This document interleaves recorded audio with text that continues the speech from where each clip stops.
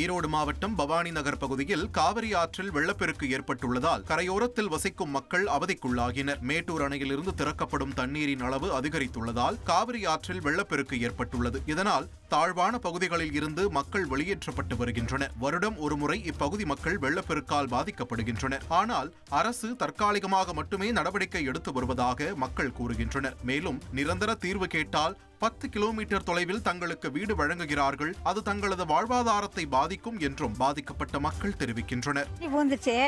எங்களுக்கு நேற்று சாயங்காலமே போலீஸ் அதிகாரிகள் எங்களுக்கு இன்ஃபார்ம் கொடுத்துட்டாங்க, மேலே போய் சொல்லிட்டாங்க. அப்புறம் அதிகாரிகள் தாலுகா ஆஃபீஸ்லேருந்து வந்தாங்க, நகராட்சியிலேயும் வந்தாங்க.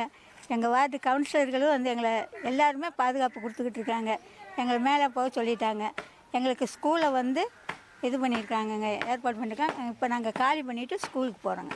உங்கள் வீட்டில் என்னென்ன பொருளாக சேதமாச்சு, இல்லை வீட்டுக்குள்ளே தண்ணி புகுந்துருக்கா? இப்போ வீட்டுக்கு முன்னாடி எப்படி இருக்குது? இப்போ வீட்டுக்கு முன்னாடி வாசல் பூரா தண்ணி வந்துருச்சுங்க, இடுப்பளவு தண்ணி இருக்குதுங்க.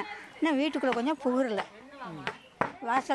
வாசலில் மட்டும் இடுப்பளவு தண்ணி இருக்குதுங்க. ஒரு 19 வீடு பாதிப்பாக இருக்குது. அந்த கடைசியிலேருந்து இது வரைக்கும் ஃபஸ்ட்டு அந்த வீட்டிலேருந்து தண்ணி பூந்துச்சுன்னா மறுபடியும் ரெண்டாவது இதில் வரும். அடுத்து மறுபடியும் அந்த எல்லாம் ஃபுல்லாகவே இது ஒரு 19 வீடு. வருஷத்துக்கு ஒரு தடவை தண்ணி வருது. எங்களால் அடுக்குமாடி குடியிருப்புக்கு போக முடியாது. எங்களுக்கு எல்லா வசதியும் இங்கே தான் இருக்குது. அதனால் குழந்தைங்க ஸ்கூலு எல்லாமே இங்கே தான் கரெக்டாக இருக்குது. அதனால் நாங்கள் அங்கே போக முடியாது. எங்களுக்கு அப்படி போக மாதிரி சொன்னீங்கன்னா எங்களுக்கு தனி இடமா கொடுங்க. சாலை போட்டுக்கிறோம், குடிசை மாதிரி போட்டுக்கிறோம்.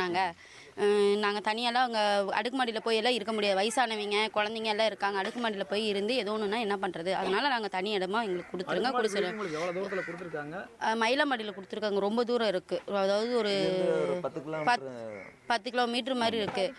படிப்புக்கெல்லாம் ரொம்ப இதாக இருக்கும். நாங்கள் இங்கே பை தேய்ச்சிட்ருக்கோம். அதனால் எங்களுக்கு அங்கே போய் எல்லாம் எங்களுக்கு பையெல்லாம் வராது. அதனால் நாங்கள் இங்கே இருந்தால் தான் எங்களுக்கு கரெக்டாக இருக்கும்.